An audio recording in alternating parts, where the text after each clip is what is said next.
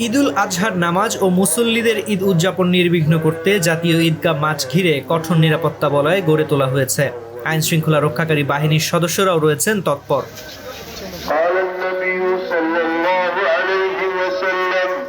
জাতীয় প্রেস ক্লাবের সামনে কদম ফোয়ারা, দক্ষিণে দোয়েল চত্বর ও সুপ্রিম কোর্টের মাজার গেট হয়ে শিক্ষা ভবন, উত্তরে মৎস্য ভবন ও বার কাউন্সিলের সামনে চেক করে আর্চওয়ে দিয়ে ঢুকছেন পুরুষ ও নারীরা। সোমবার সকাল জাতীয় ঈদগাহ মাঠে ঈদের প্রথম জামাত অনুষ্ঠিত হয়।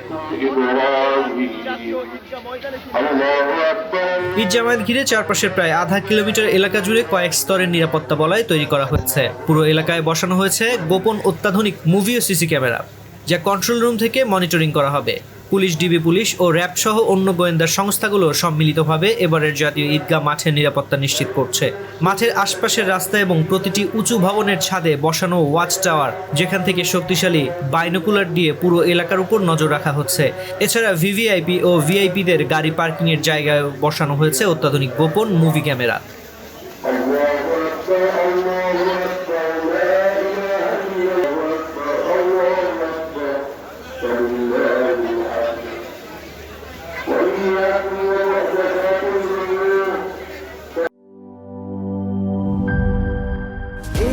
রাঙা